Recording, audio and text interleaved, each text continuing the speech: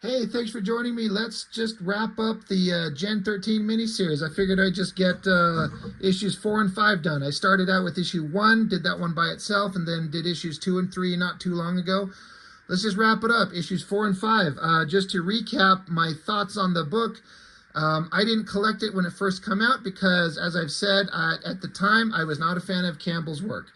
That changed pretty damn quickly once he got onto the regular series and several issues in, as his art just refined and become just better and better and better until he perfected it in Danger Girl and just become the guy that he is today, which is an incredible, very talented artist who doesn't draw comics anymore, and it pisses me the fuck off that he just won't do that because cover work pays so well, whatever.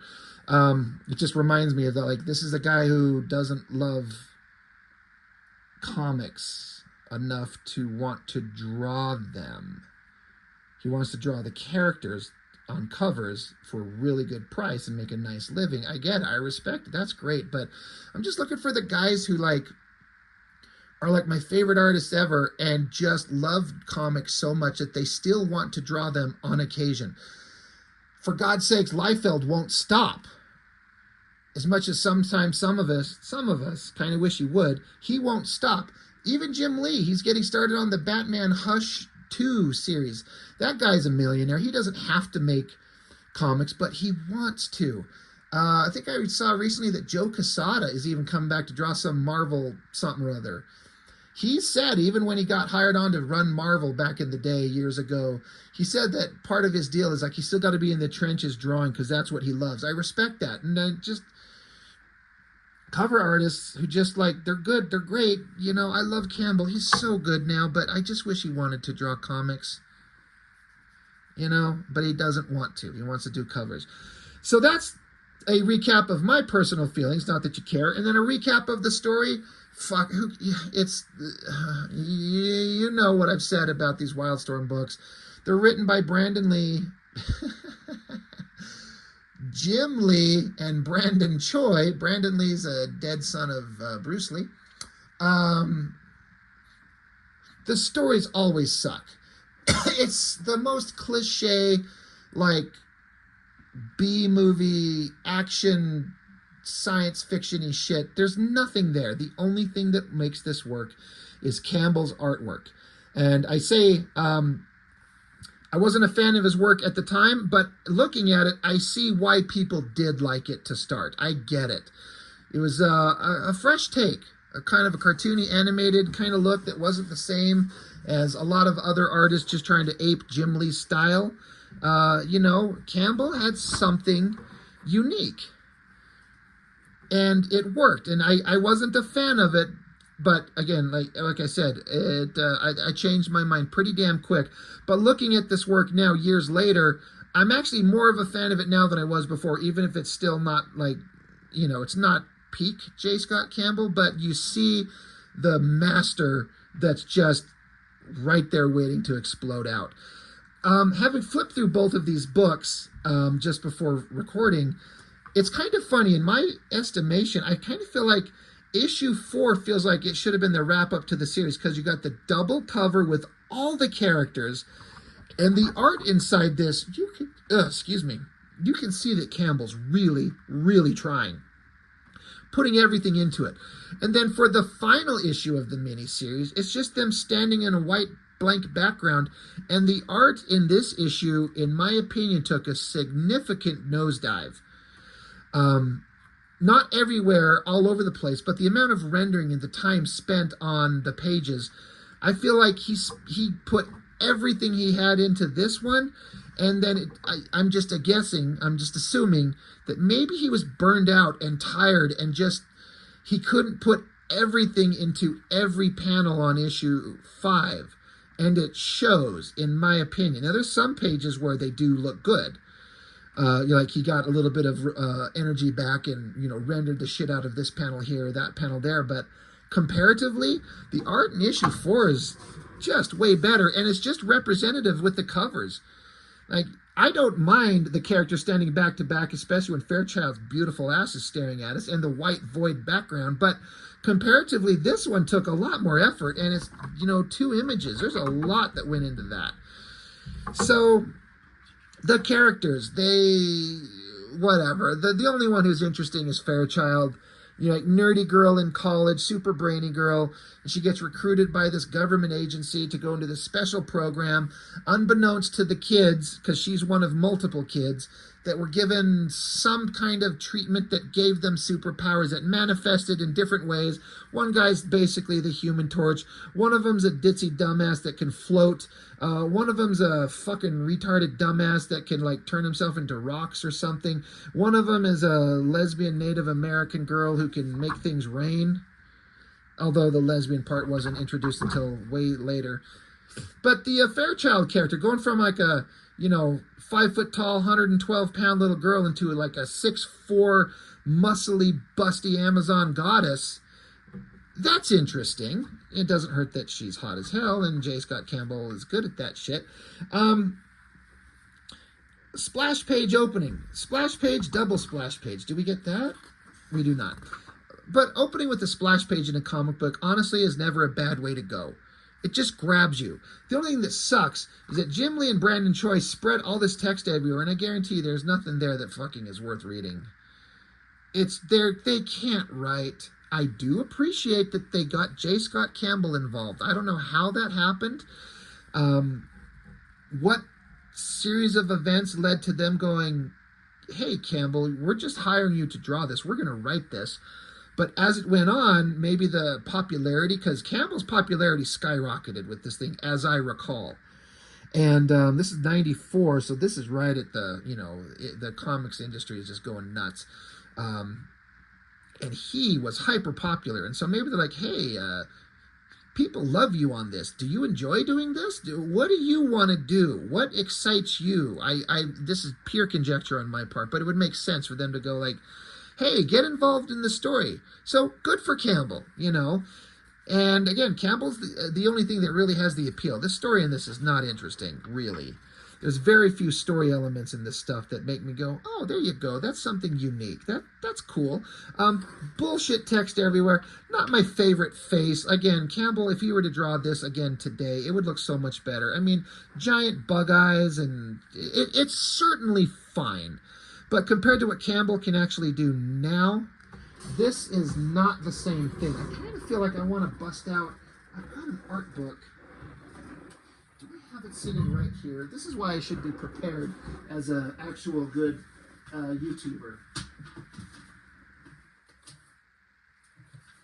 Nope, that's Spawn. That's Adam Hughes. That's Frank Cho. Oh, there we go. Thank God.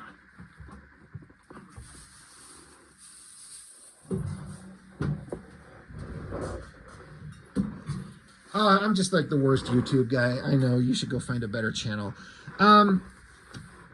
Like, the beautiful face structure that he does in these things. Like, the way that Campbell just grew in skill in this art book. I've actually reviewed this thing twice on my channel. I did one like 2 years ago, and then one just in the last couple of months, just because it's so good. But he's just so good. Look at this stuff. Look at these beautiful faces, the character in them, freckles on the faces, different hairstyles and stuff like this. He's always good with the booty shots. I could just sit here and go through this thing again and never get sick of it. He's amazing. But we all got to start somewhere, and this is certainly fine. The paper is a very nice, high-quality, shiny paper. The coloring's pretty damn good for the era. I don't have any problems with it. So, Campbell's awesome. But where the story left off, oh yeah, right. By the way, Pitt. Dale Keown's Pitt showed up and was fighting Fairchild. And they were beating the shit out of each other because they're just fighting the bad guys. I don't care how or why they got there.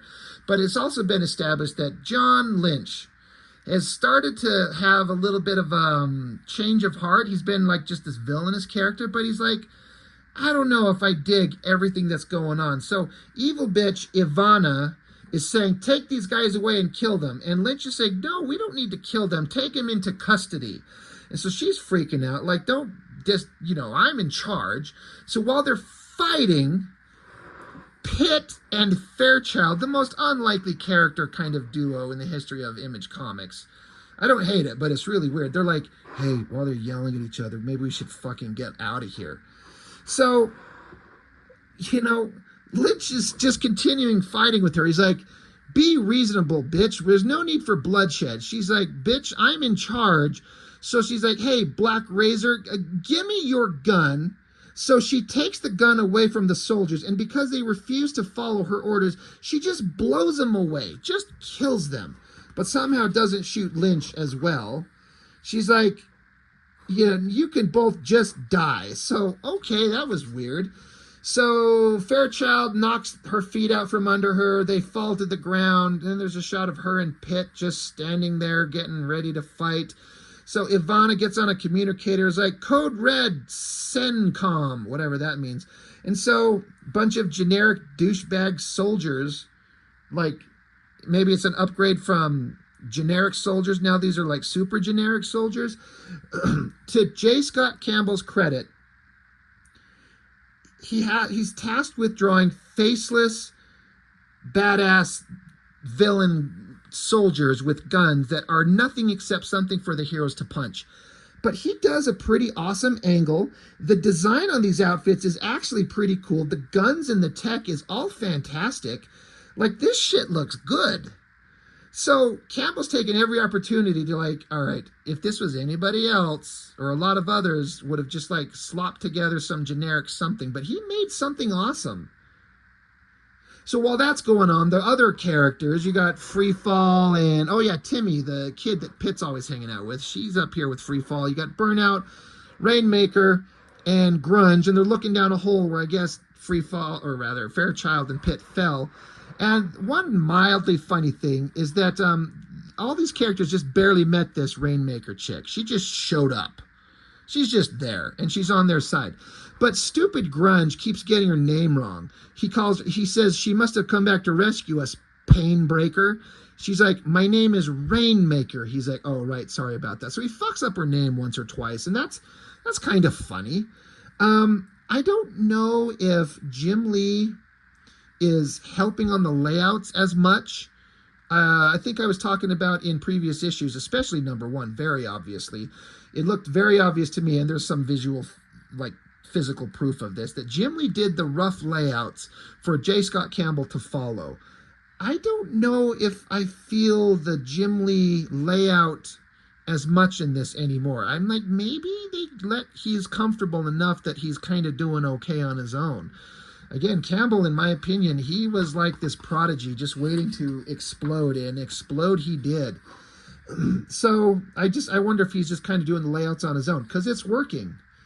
But they're like, well, we got to go help our friends, and they're down in this hole, and they can hear the fighting sounds going on. They're like, well, they're down there fighting. So Burnout decides he's going to, like, heat up a fireball of plasma, and then Rainmaker's like, I'll juice it up with a little containment field of pressurized air. And so Burnout's like, well, that thing's really going to explode when it hits. So they shoot the fireball down the hole, and it lands down there and just starts burning all the bad guys to death. I'm like, all right, well, this is some murder happening. This is cool. These kids are killing soldiers. That's cool. All right, side shot. Got to flip it over. Grunge once again refers to Rainmaker improperly. He calls her Drainmaker. He's like, God damn it, you dumbass. My name's Rainmaker. Or just call me Sarah. He's like, okay, sure, whatever you say, Farah. Oh my God, it's so funny. That's not a bad action shot, you know. God, these guys, even Campbell, can't help but draw little nipples on the titties of this presumably 15-year-old girl. You wouldn't catch me doing that shit. Like, I'm dead serious. Like, if I'm drawing a 15-year-old girl, that's a character. I'm not sexualizing her at all, but who cares? I don't know. Who fucking cares? But yeah, they're jumping down into the fight. Oh yeah, okay, there's Fairchild. She's down here punching the shit out of people. And so the team's all there. They're looking tough. They're looking awesome. All right, that's a fun spread. Pretty awesome art all the way around. So then Pitt and Fairchild have some words back and forth, but they kind of realize that they're not enemies. They need to be friends. And then we cut back over to Freefall. This is a moment where she gets to kind of like finally like not be this ditzy dumb kid who is afraid and useless. Soldiers are doing bad shit. They're gonna kill her. So she's like, oh, hold on. I'll just use my powers and zap you and float you in the air and bash your skulls together. I feel like this image of free fall was used in some like promotional ads all over the place. I feel like I've seen that a bunch of times. And it's good. It's not as good as J. Scott Campbell gets to be on his own at peak him, but it's really close. Like, the body proportions are good. The kind of cute physical body gestures, the look on her face, the where her hands are kind of placed, it works. There's body language going on and characterization in the body language. I like it. It works. This feels like very much a Jim Lee shot. I feel like I've seen that one. So again, I don't know. Maybe Jim Lee did have some layout help in this issue. Don't know. But anyway, Free Fall smashes soldiers' heads together. And then Grunge, he's saying that his powers haven't manifested. So he doesn't know, he doesn't have powers, or he says, I'm going to thrash the rest of these cheeseheads without even using my power. So he jumps, and this is where Campbell's whimsical, fun style comes into play perfectly that no one else could do. Jim Lee could not pull this off and have it look as fun. Whereas like these multiple panels of him doing this martial arts shit, you know, kick, lowered knee, punch, and then this like backhand shot to the face without looking with the funny expression. Like, that's all fun. This type of stuff, I think, is what made this comic stand out and made it popular, is the fun kind of youthful characterization. It's the fun kids and then the kind of vaguely inappropriate sexualization of the female characters combined with J. Scott Campbell's artwork. Generic soldiers and fighting and bad guys. It's just like every other Wildstorm comic backstory. But that's what's kind of making it work. So Grunge does all this badass shit. Then he gets shot. Falls to the ground, and then he's in pain, but his wounds start healing up, and then his body expels the bullets, up to and including, I think he spits a bullet out of his mouth. He's like, hey, I spit the bullets out, and they're still warm. That's gnarly. And she's like, Grunge, baby, that's just so mondo rad. That's literally her dialogue. I feel like that face shot is another one I've seen used before. It's a good shot. Like, it looks good, the expression and everything. I feel like I've seen that one a lot around too. But I guess Grunge's powers manifest. I don't get what his powers are. He can absorb elements and make his body become that or something. Who knows? Anyway, Timmy, the little kid that's supposed to be with Pitt, he's up there. He got left behind, so a soldier's going to shoot him in the head. But oh no, Pitt shows up, and the guy says, oh my God. I hate that. OMIGOD. That is so stupid. He says, oh my God. Timmy says awesome because Pitt's there. Pitt is the most dangerous creature in this book, and it's a shame that he didn't get to really cut loose the way that Dale Keown would have him do. Love this ad for Wetworks. 3 years in the making. 4 pints of ink, 29 pencils, 98 sheets of paper, 237 pen nibs, and 20,000 bullets. That got me excited. It's a shame the book sucked. So yeah, Pitt's up there flexing on all the monster creatures. He shreds them, but leaves them alive because he's learning to be a good guy. Timmy says, you're the best, and Pitt's like, I know, we got to get you home. So he punches their way out of the walls of this facility. And then Pitt just takes off. They basically need to get Pitt out of the story. And Timmy's like, well, what about those other kids? They were awesome. Aren't they our friends? And Pitt's like, don't worry, they're soldiers. They can take care of themselves. Boom, they're gone. There was no need to put Pitt in this comic outside of the fact that, was it Campbell maybe? Was like, Pitt is awesome. Can we ask Keown if we can have him guest star? As a guess, did Jim Lee hit up Keown? Like, can we have Pitt guest star in my youthful teen comic book at Wildstorm? Who cares, whatever the reason was. He showed up. He's inconsequential, except that he's there to be awesome. So now the kids are on their own. Lynch is still kind of like, you can see that he's he's coming around. He's not trying to be a super villain. He's not trying to be a super bad guy. He's like, yeah, you kids, you know, if you work together, blah, blah, blah. Oh, God. Look, more armored, pointless super soldiers show up to kick the asses of the heroic teenage kids that we're following. They're kind of fine looking, but again, it's just generic. We've seen this like a couple of times already, but okay. So, fighting happens. Really weird. Like, look, everyone can't be perfect. This shot of Lynch grabbing Caitlin by the shoulder here, his hand and her shoulder look really weird. It looks like a fucking cock that his hand is on and he's jerking it off. It does not look like a shoulder attached to her body. But, you know, everything can't be perfect. But he's like, hey, I want to help you kids. And she's like, I don't believe you. You were with Ivana. You were part of all this. He's like, I came here to stop these experiments. He's like, you need to trust me. I was a friend of your father. I knew him a long time ago. You've got to trust me. She's like, okay, I do. So bad guys are shooting. The heroic kids are running. There's fire and destruction and bullets. That's a pretty awesome shot. I even dig this like simple like silhouette shot of them all running. That's kind of fine. And so now they're like, hey, Mr. Lynch, you owe us some answers. So this shit, when I flipped this page, I was like, oh, damn. Look at you go, Mr. J. Scott Campbell. Again, the facial structure still got some vague weirdness that's not indicative of what he becomes later, but I still dig it. I really like the uplighting on the inking. I don't know how Alex Garner does this, because it's a thin line that transitions into a thick line with those line weights.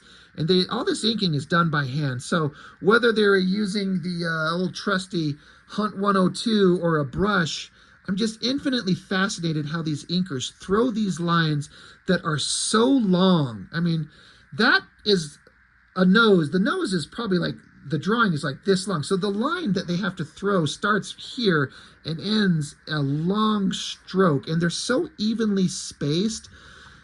This is where I go into my artistic kind of, I'm abandoning talking about the story and I'm suddenly interested in the art itself because I like to draw. I've heard of some artists looking for, I've got a French curve here somewhere. Once again, worst YouTube channel ever, whatever. But because each line has a slight curve, I've heard of guys taking like the ruler or a ruler and using it to guide their finger. And if you have a French curve, it's got that slight kind of curve to it to like brace the pen against your finger and then have your finger braced against the French curve to like keep a nice sharp uniform snap when you ink like that. Unless I've got that all wrong, Chuck, if you're watching, do I have that completely wrong, or do you think these lines are just thrown freehand, or do you have something to kind of guide your hand? I love the inking on this shot. It stopped me more than anything else in this book art-wise. I just stopped. I was like, look at this giant face, and I love this uplighting and all the inking lines on that. So cool. Man, inking with a pen nib and real ink is such a skill that is just a dying art. I fart around with it, but I am nowhere near as good as these guys who are that badass are. But back to the story. Basically, Lynch is like, hey, I did all this shit. This was Team 7 with your dad and all these other guys, and we did all this cool shit, and we got all these powers. This was the Team 7 miniseries right here. Hell of a double page spread. Good layouts, good penciling, good inking, good coloring. Dig it. And then he continues, it's a little bit less interesting, this like hyper shadowed face. This is way more interesting than that one. But he just explains like, and then later on, you know, this is a recap of issue 1, and we got bad guys that were going to take advantage of everything, but I'm going to help you, and we're all together, so I've got a gun, and we've got a score to settle with Ivana. Let's join forces and go kick ass and take names. And that's the end of issue 4.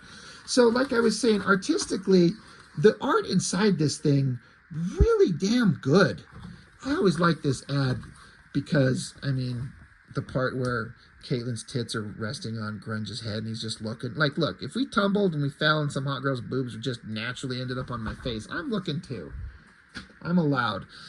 But issue 5. So like I was saying earlier, artwork's still good, but all that great artwork in that one we just looked at, it's not the same in here. So I wondered if he was getting tired and burned out. Burnout. An okay cover, like I was saying, you know, you put that front and center, and maybe that should be the thumbnail of the video. It won't be, but that would get some clicks. Speaking of, you know, the team, it just starts out, you know, roll call, Rainmaker, Freefall, Grunge, Burnout, and Fairchild. They fell down a chute into a pile of garbage, and somehow Fairchild's ass with her thong is right in front of his face, and he's just looking, and I would too. And then, you know, fucking God, the Burnout and Fairchild are 69ing each other. Yahoo. This is just a dirty sex image right here. Or maybe I need to grow up. But, I mean, like, look at this figure that Campbell's doing. It's a very long, skinny, gangly figure, but his earlier stuff was a little rubbery and wonky, but he's refining it very quickly. It's a weird figure drawing style that I think not a lot of people can get, but he's getting it. It's skinny and long, but it works. I'm digging it. I like that. That looks good. So they're picking themselves up. They're trying to figure out their next move. Oh, shit. Threshold, the most uninteresting villain in the history of Gen-13 and maybe all of Wildstorm, shows up, standing there, floating in the air with the moon in the background. Like this face on Fairchild. Who does the inks? Is it the same inker? Alex Garner, inker.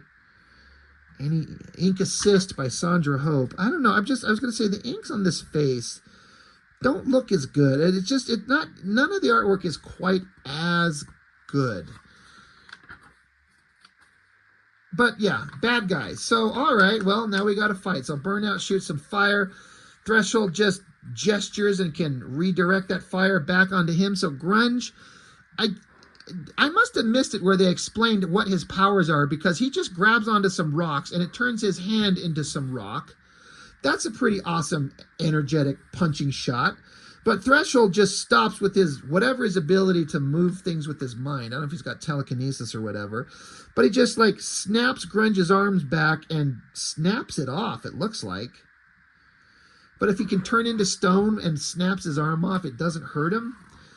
I must have missed where they explained this.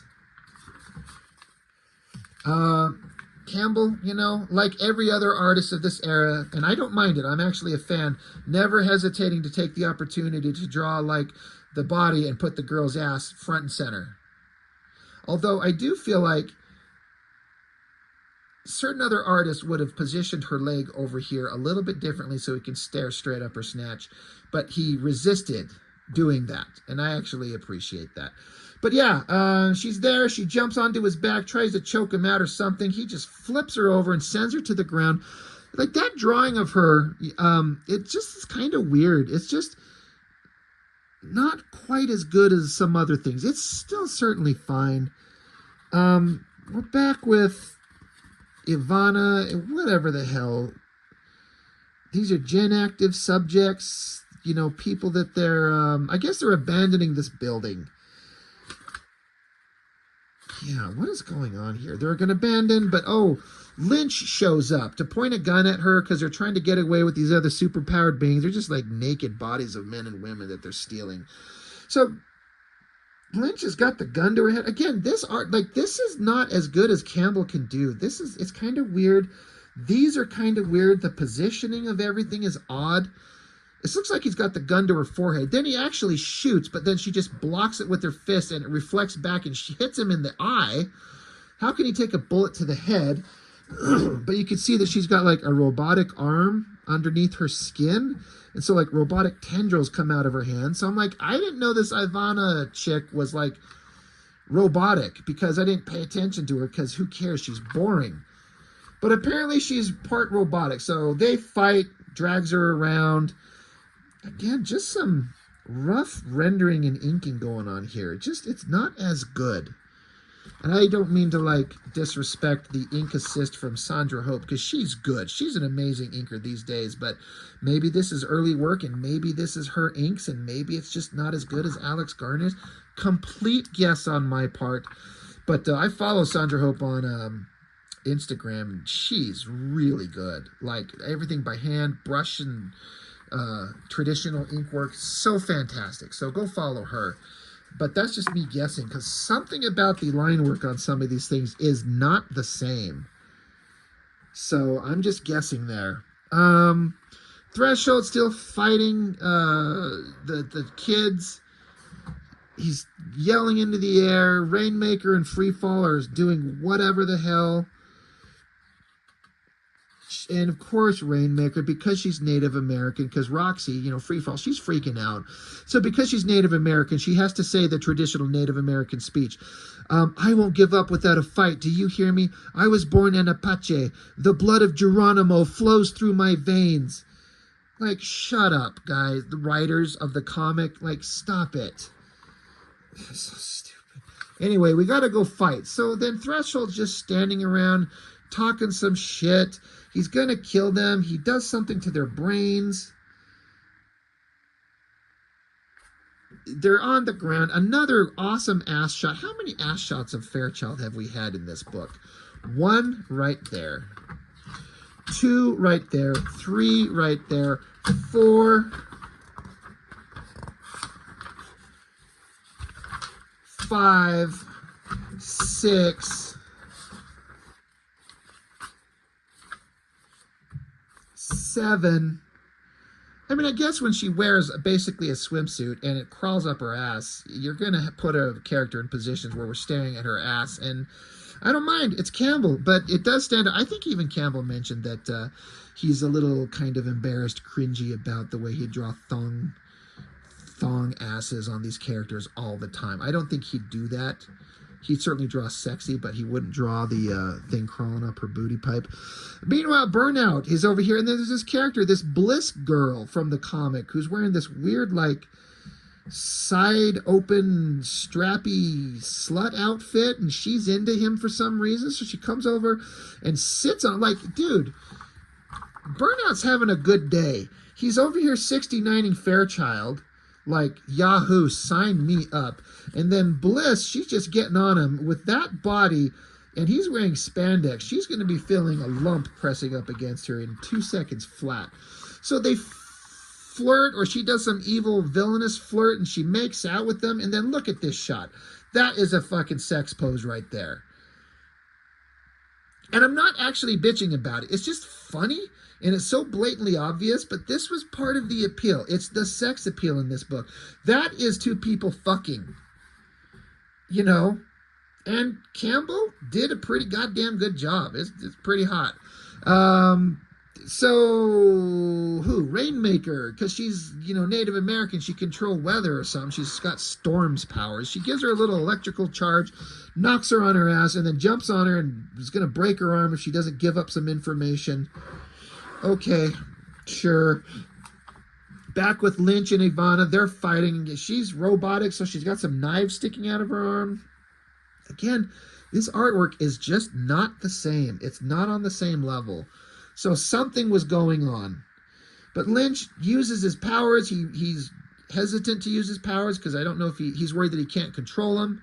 So he causes her little robotic tendrils to just whip around her and wrap her up. So out of the blue, her little scientist henchmen grab her, pull her into the helicopter, and take off while Lynch just stands there and then gets on his little wrist communicator phone, and there's some kind of countdown already going on. Something's going to explode. Yeah, self-destruct will commence. 5, 4, 3, 2, boom. And they're like, yay, Lynch is dead. Fuck him. Fuck everybody that knows him.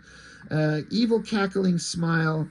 And down below, Threshold sees the building exploding, and he's like, God damn it, she's leaving. Project Genesis wasn't supposed to end like this.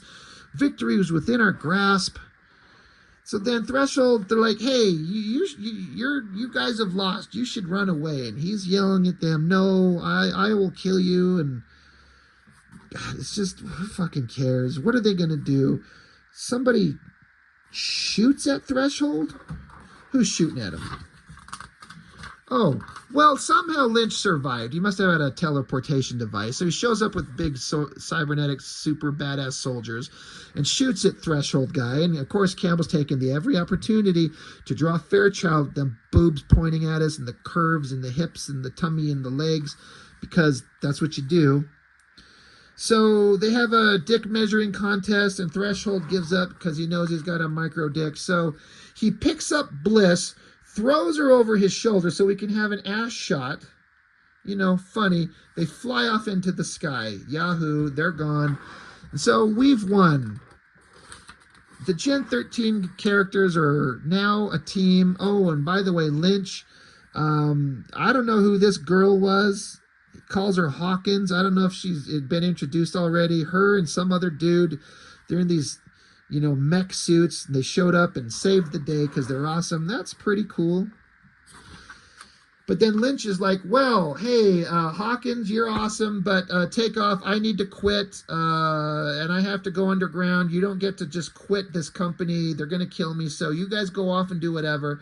I'm joining these kids. So it ends-ish, sort of, on this big shot of them just kind of standing there. It feels kind of like that last issue of X-Men that Jim Lee drew on that stupid Mojo World storyline where the X-Men are just standing there. It's kind of similar to that, like big awesome shot of the characters, and we've all come to the same place, and we're all going to join each other with this white background but this giant moon in the sky. Couldn't somebody color a night sky in the background, or just not have the moon?